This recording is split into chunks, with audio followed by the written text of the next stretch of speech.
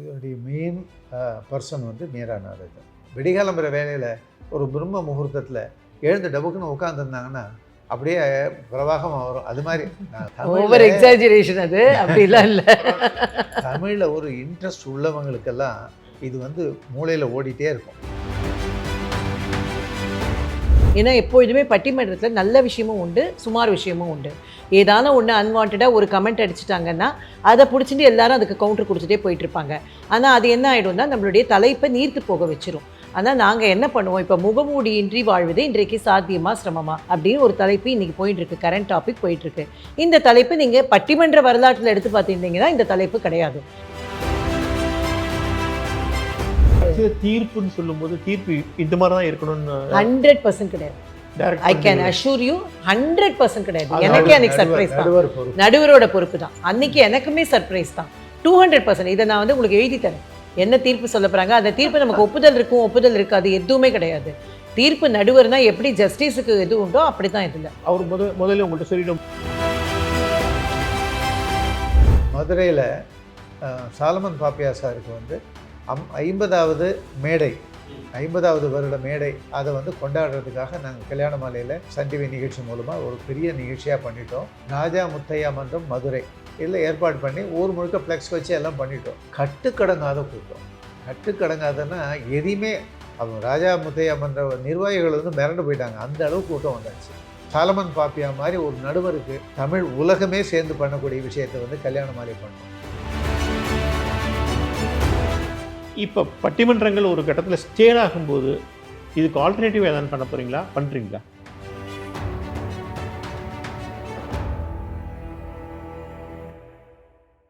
இப்போது புதிய அறிமுகம் ஆச்சி ஹோட்டல் சாம்பார் 50 கிராம் ரூபாய் 20 மட்டுமே. சார், இந்த பட்டிமன்றங்கள்லாம் தலைப்பை எப்படி செலக்ட் பண்ணுறீங்க? இதோடைய மெயின் பர்சன் வந்து மீரா நாரதன். ஊருக்கு ஏற்ற தலைப்பு, தேவைக்கு ஏற்ற தலைப்பு, சீசனுக்கு ஏற்ற தலைப்பு, இல்லைன்னா அன்னைக்கு என்ன கரண்ட் மேட்ரோ அதுக்கேற்ற தலைப்பு, அப்படி வந்து ஒரு தலைப்பை ரெடி பண்ணுறது இவங்க தான். அது வந்து இவங்களுக்கு வந்து என்ன சொல்லுவாங்க, விடிகாலம்புற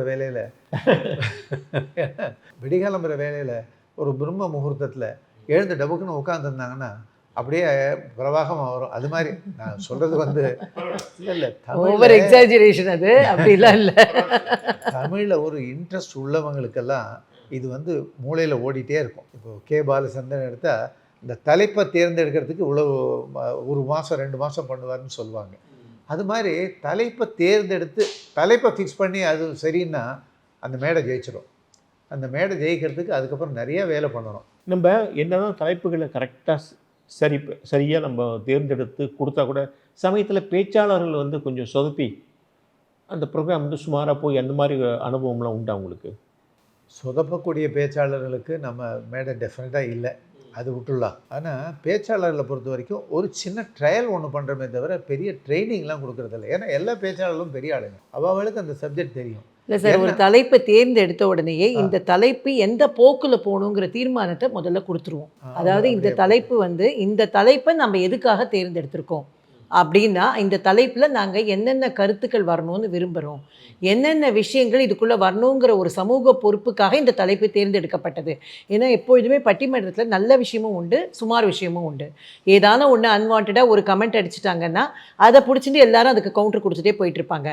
ஆனால் அது என்ன ஆகிடும்னா நம்மளுடைய தலைப்பை நீர்த்து போக வச்சிரும். ஆனால் நாங்கள் என்ன பண்ணுவோம், இப்போ முகமூடியின்றி வாழ்வது இன்றைக்கு சாத்தியமா சிரமமா அப்படின்னு ஒரு தலைப்பு இன்றைக்கி போயிட்டுருக்கு, கரண்ட் டாபிக் போயிட்டுருக்கு. இந்த தலைப்பு நீங்கள் பட்டிமன்ற வரலாற்றில் எடுத்து பார்த்துருந்தீங்கன்னா இந்த தலைப்பு கிடையாது.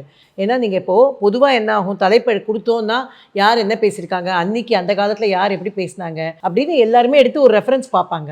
ஆனால் இதை பார்க்கவே முடியாது. இப்படி தான் இருக்கும் கல்யாண மாலை தலைப்புகள் பெரும்பாலும். அதனால் அவங்க எடுத்து நீங்கள் தேடினா கூட இந்த மாதிரி ஒரு தலைப்பு அவங்களுக்கு கிடைக்காது. அப்போ நாங்கள் என்ன கூப்பிடுறோம் அப்படின்னா, முதல்லையே நான் ஃபோன் பண்ணி யார் யாரை ஃபிக்ஸ் பண்ணுறோமோ அப்பயே சொல்லிவிடுவேன், இந்த டாப்பிக்கில் எதுக்காக நாங்கள் இந்த தலைப்பு கொடுத்துருக்கோம். சில இந்த சமூகத்தில் வேஷம் போடாமல் வாழ முடியாதுங்கிறது ப்ளஸ்ஸும் இருக்குது மைனஸும் இருக்குது. வேஷம் போட்டால் தான் வாழ முடியுங்கிறது. இதில் நம்ம என்னெல்லாம் எடுத்துக்கணும் அப்படிங்கிறத பற்றி நாங்கள் தீர்மானம் பண்ணிவிடுவோம். ப்ரிலிமினரின்னு ஒன்று உண்டு. அந்த ப்ரிலிமினரியில் எதுக்காக அப்படின்னா, சார் சொன்ன மாதிரி நீ இது தான் பேசணும், நீ அதுக்கு அவங்க தான் இதுதான் கவுண்டர், அது பேச்சே கிடையாது. அந்த மாதிரி ரிஹர்சல் கிடையவே கிடையாது பட்டிமன்றத்தில். என்ன வேணும்னா இந்த தலைப்பில் ஒரு 10 விஷயங்கள் பேசணும்னு நினச்சிட்டு இருப்போம். ஒரு விஷயத்த பேசுகிறாங்கன்னா அதையே எல்லாரும் வச்சுட்டு இருந்தாங்கன்னு வச்சுக்கோங்களேன். அப்போ அந்த பட்டிமன்றம் நம்ம நினைக்கிற விஸ்தீரணத்துக்கு போகாது. It will not go to that magnitude. அப்போ என்ன பண்ணுவோம்னா இந்த பாயிண்டெல்லாம் இது உள்ளே வரணும். உதாரணத்துக்கு முகமூடி போட்டு வாழறது சகஜம். இப்போது நான் உங்களை பார்த்தேன்னா சிரிக்கணும். நான் ஏதோ ஒரு பெயினோட வந்திருப்பேன். ஆனால் நான் வந்து அந்த பெயினோடையே நான் வந்து உங்களை பார்க்க முடியாது. ஒரு சிரிப்பு சிரிக்கணும். அப்போ அது முகமூடி தான். அப்போ இதெல்லாம் உங்களுக்கு புரிய வைக்கணும். இல்லைம்மா இதெல்லாம் ப்ளஸ் இருக்குங்கிறத நம்ம புரிஞ்சுட்டு எல்லாத்தையும் யோசிங்கன்னு சொன்னால் யோசித்து வித்தியாசமாக கொண்டுருவாங்க. அதில் எந்த டவுட்டுமே கிடையாது. எனி பேச்சாளர் நம்ம இன்புட் கொடுக்கணுங்கிறது அவசியமே கிடையாது. ஆனால் அவங்கள யோசிக்க வைக்கிறதுக்கான ட்ரிகரை நாம் கொடுக்கணும். அதை கொடுத்துட்டோன்னா அவங்க யோசிச்சுட்டு வருவாங்க. அதில் நிறைய சேலஞ்சான தலைப்புகள்லாம் வந்திருக்கு. எங்களால் யோசிக்கவே முடியல, நாங்கள் எப்படி இதில் பேசுறது அப்படிங்கிற மாதிரி தலைப்பெல்லாம் வந்திருக்கு. அந்த மாதிரி தலைப்புகளுக்கெல்லாம் நாங்கள் 2-3 தடவை கூட ப்ரிலிமினரி போவோம். இதை எப்படி போகணும், சில நேரங்களில் வந்து அந்த தலைப்போட வார்த்தையை கொஞ்சம் காயினை மாற்றி கொடுக்குற மாதிரி இருக்கும். அது மாதிரிலாம் கூட வரும். அதை வந்து இந்த வார்த்தை போட்டால் தான் இவளுக்கு புரியும்னா என்ன கன்வீனியண்ட்டாக இருக்கும் அவளுக்கு பேசுறதுக்கு அப்படின்லாம் இருக்கும். அந்த மாதிரி விஷயங்கள் எல்லாம் கூட நாம் வந்து தீர்ப்புன்னு சொல்லும்போது தீர்ப்பு இந்த மாதிரி தான் இருக்கணும்னு 100% கிடையாது. ஐ கேன் அஷ்யூர் யூ 100% கிடையாது. எனக்கே அன்னைக்கு சர்ப்ரைஸ் தான். நடுவரோட பொறுப்பு தான். அன்னைக்கு எனக்குமே சர்ப்ரைஸ் தான். 200%. இதை நான் வந்து உங்களுக்கு எழுதி தரேன். என்ன தீர்ப்பு சொல்ல போகிறாங்க, அந்த தீர்ப்பு நமக்கு ஒப்புதல் இருக்காது, எதுவுமே கிடையாது. தீர்ப்பு நடுவர்னா எப்படி ஜஸ்டிஸுக்கு எது உண்டோ அப்படி தான் இதில். அவர் முதல்ல உங்கள்கிட்ட சொல்லிட மாட்டாங்க. கட்டாயமாக கிடையாது. மேடையில் வந்து தீர்ப்பு மாறினதெல்லாம் கூட இருக்குது சார். அவங்க அந்த விஷயத்தை வந்து டிஸ்கஸ் பண்ணுறதோ இல்லை அவங்களுக்கு ஏதாவது டியூட் பண்ணுறதோ கிடையாது. ஏன்னா எப்போதுமே அவங்கள வந்து நடுவரை வந்து ஜட்ஜாக வச்சிடறோம். எந்த ஜட்ஜுக்கு போய் ஜட்ஜ்மெண்ட்டில் நீங்கள் எழுதி கொடுக்க முடியும்? அவர் தானே எழுதணும், அவர் தான் எழுதுறாங்க. இப்போ உதாரணத்துக்கு குடும்பத்தை புத்திசாலித்தனமாக நடத்துவது ஆண்களா பெண்களா, இது ஒரு காமன் டாபிக் தான் எல்லாருக்கும் தோணும்.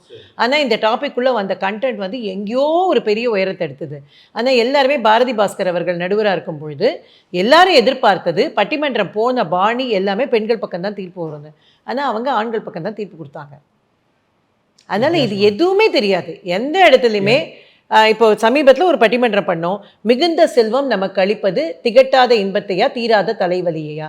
இப்போ கன்சர்வேட்டிவாக இருக்கிற ஒரு பட்டிமன்றம் டீமாக இருந்தால் என்ன வரும்? மிகுந்த செல்வமாக இருந்தால் தலைவலி தான்ப்பா, அப்படி தான் வரும். ஆனால் இன்றைய காலச்சூழலுக்கு திரு ராஜா கொடுத்த தீர்ப்பு வந்து திகட்டாத இன்பத்தைன்னு கொடுத்தாரு. யாருமே எதிர்பார்க்க மாட்டோம். இப்போ அது நாங்கள் பண்ணது ஒரு பெரிய பிஸ்னஸ் மேக்னெட், அவங்க தான் பண்ணாங்க. அதுக்காக நான் வந்து அவங்க பண்ணுறாங்க சார் நீங்கள் வேணால் திகட்டாத இன்பத்தை குடும்ப தீர்ப்புன்னு நான் சொன்னதே கிடையாது. அவர் என்ன கொடுக்குறாரோ அதுதான் தீர்ப்பு, சொல்ல மாட்டோம். அந்த தீர்ப்பு எங்களுக்குமே சர்ப்ரைஸாக தான் இருக்கும். ஜனங்கள் நல்லா கோஆப்ரேட் பண்ணியிருக்காங்களா, அல்லது சில நேரங்களில் வந்து தேவையில்லாமல் கலடா பண்ணி அந்த மாதிரி நடந்திருக்கா? அதுக்கான சான்ஸ் இல்லை. ஆக்சுவலாக இப்போ என்னென்னா கான்ட்ரவர்சி இதில் பெருசாக கொண்டு வர மாட்டோம். எங்கே உங்களுக்கு பிரச்சனை வரும்னா கான்ட்ரவர்சியில் தான் பிரச்சனை வரும். சில இடங்களில் வந்து ஓவர் க்ரௌடு இருக்கும். அந்த இடத்துல என்ன பண்ணுவோம்னா இமீடியட்டாக ஏற்கனவே பண்ணி வச்சுருப்போம், அந்த வெளியில் உள்ள ஹாலில் வந்து ஷிஃப்ட் பண்ணுவோம். இந்த க்ரௌடை வந்து அங்கே அக்காமடேட் பண்ணுவோம். எல்இடி வால் போட்டு வச்சுருப்போம், அங்கே ஷிஃப்ட் பண்ணிவிடுவோம். அவ்வளோதானே தவிர இங்கே வந்து உள்ளுக்குள்ளே வந்து இந்த தலைப்பை நோக்கியோ இல்லை இந்த பேச்சாளரை நோக்கியோ எங்கேயும் பேசினதுங்கிறது வந்து இந்த ஹிஸ்ட்ரியிலே கிடையாது. கல்யாண மாலை மேடைகளில் எங்கேயுமே நடந்தது கிடையாது.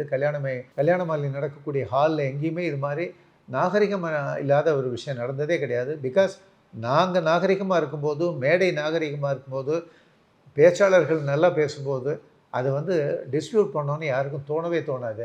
அதுதான் விஷயம். நீங்கள் இந்த ப்ரோக்ராம் நடத்தும் போது எதிர்பாராத சம்பவங்கள் அல்லது சுவாரஸ்யமான சம்பவங்கள் தான் உண்டா? மதுரையில் சாலமன் பாப்பியா சாருக்கு வந்து 50வது மேடை, 50வது வருட மேடை, அதை வந்து கொண்டாடுறதுக்காக நாங்கள் கல்யாண மாலையில் சன் டிவி நிகழ்ச்சி மூலமாக ஒரு பெரிய நிகழ்ச்சியாக பண்ணிட்டோம். ராஜா முத்தையா மன்றம் மதுரை இதில் ஏற்பாடு பண்ணி ஊர் முழுக்க ஃப்ளெக்ஸ் வச்சு எல்லாம் பண்ணிட்டோம். கட்டுக்கடங்காத கூட்டம். கட்டுக்கடங்காதன்னா எதையுமே ராஜா முத்தையா மன்ற நிர்வாகிகள் வந்து மிரண்டு போயிட்டாங்க. அந்த அளவுக்கு கூட்டம் வந்தாச்சு.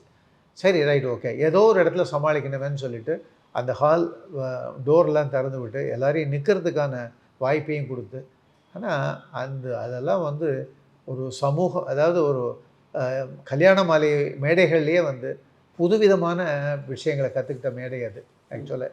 அதாவது ஒரு பேச்சாளர் சாலமன் பாப்பியா மாதிரி ஒரு நடுவருக்கு தமிழ் உலகமே சேர்ந்து பண்ணக்கூடிய விஷயத்தை வந்து கல்யாண மாலை பண்ணோம். அண்டு உலகத்துலேருந்து நிறைய தமிழ்ச்சங்கத்துலேருந்து வந்து அங்கே பார்ட்டிசிபேட் பண்ணாங்க. பேச்சாளர்களே 3-4 பேர் வந்து உலக மேடைகள்லேருந்து வந்தவங்க.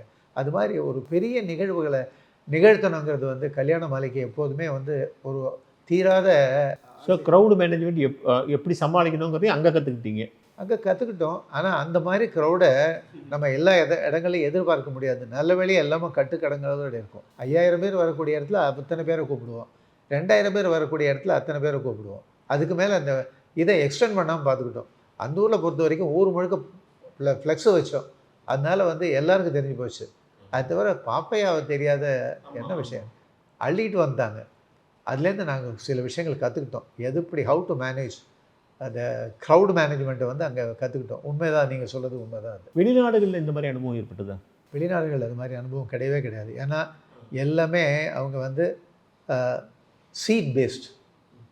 அது தவிர அவங்க சொல்லுவாங்க, அந்த ப்ரோக்ராம் அனௌன்ஸ் பண்ணும்போது சொல்லுவாங்க, it's a sold out show அப்படின்னு சொல்லுவாங்க. ஏன்னா அது 1000 பேருக்கான நிகழ்ச்சி, 1500 பேருக்கான ஹாலு, அது மாதிரி தான் 1500 பேருக்கான ஹாலு, 1500 பேருக்கான நிகழ்ச்சியாக இருக்கும்.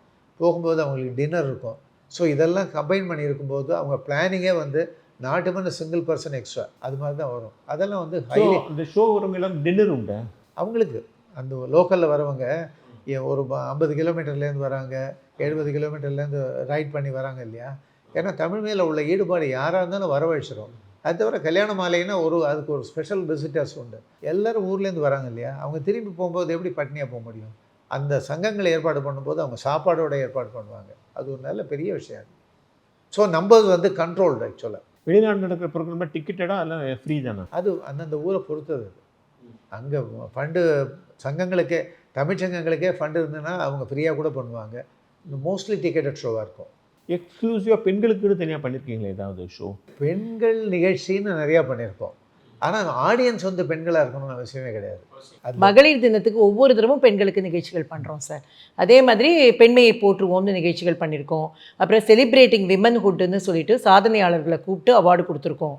அதை கொடுத்து அதில் அழகெனப்படுவதுன்னு ஒரு டாபிக் கொடுத்து விசாகாரி மேடமாக இருக்கட்டும், அருணா சாய்ராம் அவர்களாக இருக்கட்டும், சிவசங்கரி அம்மாவாக இருக்கட்டும், அனிதா குப்புசாமி, இவங்களுக்கெல்லாம் அவார்டும் கொடுத்து ஃபங்க்ஷனும் பண்ணியிருக்கோம். அந்த மாதிரி செலிப்ரேட்டிங் விமன்ஹுட் அப்படிங்கிறது வருஷத்துக்கு ஒரு தடவை பண்ணுறோம்.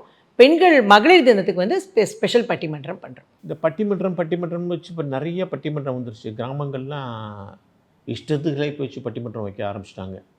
அது ரசிக்கிறாங்க, அவ்வளோதான். வேறு ஒன்றும் பண்ண முடியாது.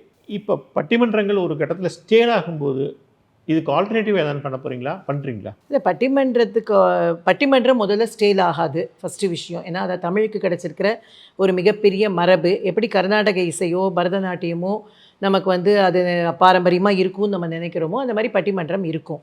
ஆனால் பட்டிமன்றம் பட்டி தொட்டிகள்லாம் இருக்குது அப்படின்னா அது அவங்கவுங்களுக்கான என்டர்டெயின்மெண்ட்டுக்கு அவங்கவுங்க பண்ணிக்கிறாங்க. ஆனால் அது எல்லாத்தையும் தாண்டி நாங்கள் பட்டிமன்றத்தை தாண்டி பேச்சரங்கம்னு ஒரு ஃபார்மேட்டை 10 வருஷமாக பண்ணிகிட்ருக்கோம். அந்த ஃபார்மேட் பட்டிமன்றத்துக்கு மாற்றாக வரல, பட்டிமன்றத்தை தாண்டிய சில கருத்துக்களை சொல்லணுங்கிறதுக்காக வந்தது. இப்போ உதாரணத்துக்கு பட்டிமன்றம் அப்படின்னாலே விவாதம் ஒருத்தர் ஒரு கருத்து சொல்லுவாங்க, அந்த கருத்துக்கு இன்னொருத்தர் மறுப்பு சொல்லணும். அப்போ தான் அந்த பட்டிமன்றம் ஜெயிக்கும். ஆனால் சில கருத்துக்களுக்கு மறுப்பே சொல்லக்கூடாதுன்னு சில கருத்துக்கள் இருக்குது. ஃபார் எக்ஸாம்பிள், நம்ம ஒரு ஹெல்த் கேரை பற்றி பேசுகிறோம், இல்லை பெண்களின் பாதுகாப்பை பற்றி பேசுகிறோன்னா அதுக்கு மறுப்பு சொல்ல முடியாது. அப்போ அந்த மறுப்பு சொல்லக்கூடாத கருத்துக்களை நம்ம எப்படி ஸ்டேஜுக்கு எடுத்துன்னு போகிறது? அப்போ அந்த மாதிரி ஸ்டேஜுக்கு கொண்டு போகணுங்கிறதுக்காக தான் பேச்சரங்கம்னு நம்ம கொண்டு வந்தது. அந்த பேச்சரங்கத்தில் ஒரு காமன் தலைப்பு இருக்கும். ஒரு அறம் அப்படின்னு ஒரு தலைப்பு கொடுக்குறோன்னா சமூக அறம் பற்றி இருக்கும், கல்வி அறம் பற்றி இருக்கும், அந்த மாதிரி இருக்கும். அதே மாதிரி நல்லவை கேட்பின்னு ஒரு டாபிக் பண்ணோம்.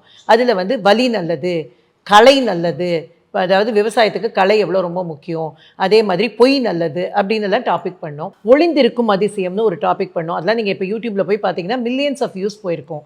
அதில் ஆன்மா, ஆக்கை, அண்டம், அகம், அறிவு 5 டாபிக்கு. ஆன்மாவை பற்றி நம்ம மறைந்த இந்திரா சவுந்தரராஜன் அவர்கள் பேசினாங்க.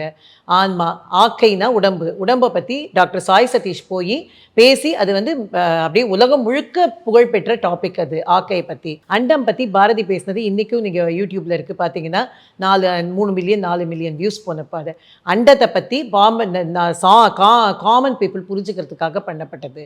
அறிவு, அதை பற்றி நம்முடைய எம்பி அவர்கள் திருச்சி சிவா அவர்கள் பேசினார்கள்.